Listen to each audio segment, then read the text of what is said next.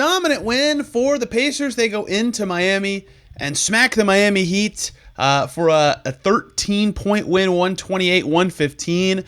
The final score. Tony Eastier covered the Pacers 4-4. There's much to discuss from this one in this little short recap video. And this is a Tyrese Haliburton game. Tyrese Haliburton did everything that makes him special to get the Pacers this win. And everything the Pacers did well, statistically or as a team, or just stuff you could see that made them look very effective, was extremely because of Tyrese Haliburton, right? He set the tone early.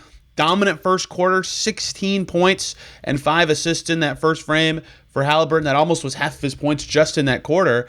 And the Pacers were up double digits with 2 minutes and 31 seconds left in the first quarter. They were never, ever down up less than 10 again the whole game, right? Their hot start set the tone, and the Heat made it rocky-ish, I guess, in the fourth quarter. I think it got to 11 or 12, but Pacers were comfortably ahead for the last 38 minutes and 32 seconds of this game, and that was all Tyrese Haliburton and his hot start. But the individual things the Pacers did well all come back to Haliburton, and of course, starting with his game is the place to do it. 33 points, dominant night for him. Pacers still undefeated at 5-0 this season. When he's over 30 points, he made 6 threes. To me, the moment I knew it was going to be a Haliburton night was, I believe it was his fourth three, came on a possession where he missed a three, and the ball just caromed off the rim right to him.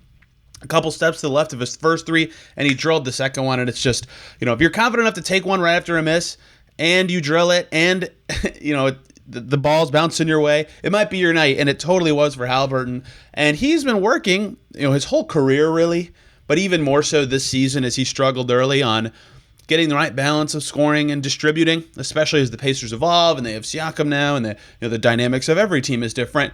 And this game was the apex of what that's looked like for Haliburton this season. 33 points is obviously impressive. One of his top 5 scoring nights of the season is going to look great. 6 threes is great. He made 7 twos in this game as well. Only 2 Pacers made more than 7 shots total.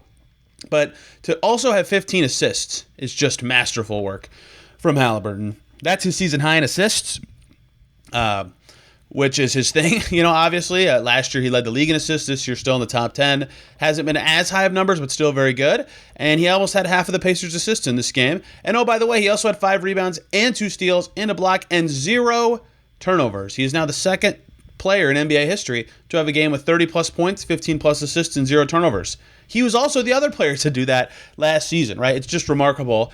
The combo of scoring and passing he can provide at his absolute best. Pacers won his minutes by 26. No one else's plus-minus was above plus 15. Tyrese Haliburton was sensational. One of his best games of the season, if not the best. He does very well playing in Miami and did again in this game against the Heat team that was, let's say, lethargic, but their stats look good.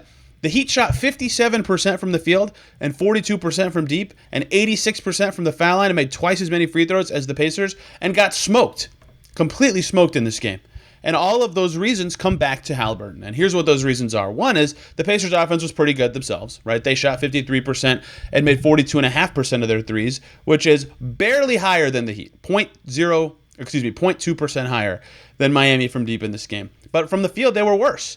And from the free throw line, the Pacers were dismal. 9 for 16, both in attempts and points. How did they score so much? Because of the stuff Haliburton brought to them. Possessions. They had the ball, and they never gave it up. 0 turnovers for Haliburton. In fact, Ben Mathurin was the only Pacers starter with any turnovers. He had 3 at half of the Pacers' full total, and 2 of them came very early. The rest of the game, he very much cleaned that up, right? 2 turnovers for TJ McConnell, 1 for Obi Toppin, 3 for Ben Mathurin. That's it for the Pacers in this entire game. Tyrese Haliburton played a huge part in that, having the ball a ton and having 0, but only 6 turnovers in a full game is awesome. Wonderful work for the Pacers. They probably had a quarter with 0. I'd have to double check that for sure, just given how many they had early. The Heat had 14. That's not that bad. Truly, that's not that dreadful of a turnover number, but when it's 8 more than your opponent, you're playing catch-up in a key department, and the Pacers want to run, and the Pacers 23 points off of those Heat turnovers, just 9 points off of turnovers for the Miami Heat. That was a big part of this game. Fast break points, Pacers lead 19-12 as well. That comes back to that part of the possession battle, right? Big part of the Pacers game, and Haliburton, of course, set that identity. The other part of this, 13 offensive rebounds for the Pacers, 4 for Siakam, and 3 for Andrew Nembhard, who had some clutch ones with one hand. Ben Shepherd had 2. Pacers were really efforting on the offensive glass in this game. And only 5 offensive rebounds for the Heat. The rebound battle ends up dead tied in this game at 39. A lot of good shooting performances made rebounds tough to get, but the Pacers doing so well on the offensive glass gave them extra possessions, right? 8 extra offensive rebounds and 8 fewer turnovers for the Pacers. What does that amount to? 21 more shot attempts.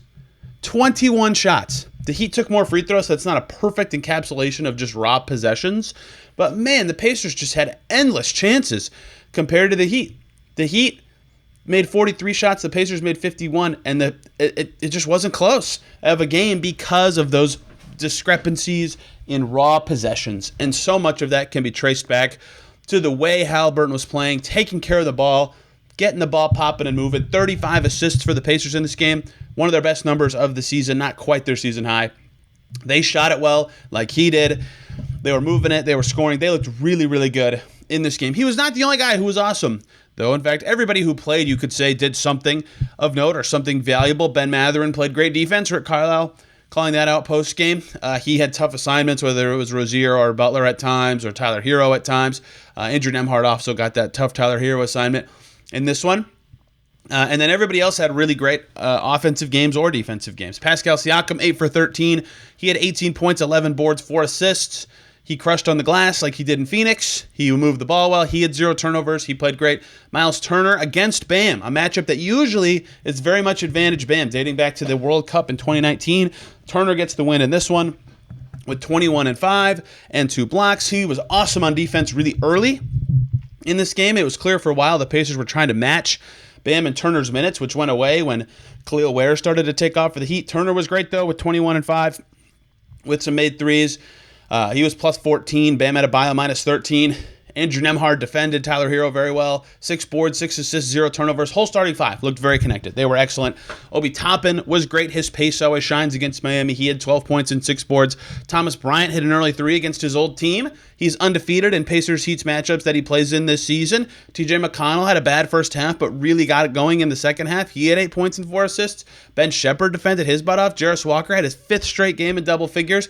And Johnny Furphy got to mix it up for 31 seconds at the end of the game. I have nothing to say about those 31 seconds, but the fact that he got to play says the Pacers were up big. If you listen to Locked On Pacers, I talked about the stuff I thought would matter in this game, one of which was slowing some or all of the Heat stars. 9 points for Jimmy Butler, well below his season average. 17 for Hero, below his season average. Bam, with 20 and 8, was above his averages, but they slowed 2 of them. That was very effective, and the Pacers' offense had to hum, and it did. Their offense looked phenomenal in this game. When they score over 120, they still look like last year's Pacers. They did again tonight. 17 and 18 are the Indiana Pacers. This elusive barrier of getting over 500 is in their way, but their schedule gets a little easier through the rest of this month. They got through the hardest part of their schedule and starting to look like a better team. Their defense is clicking a little bit.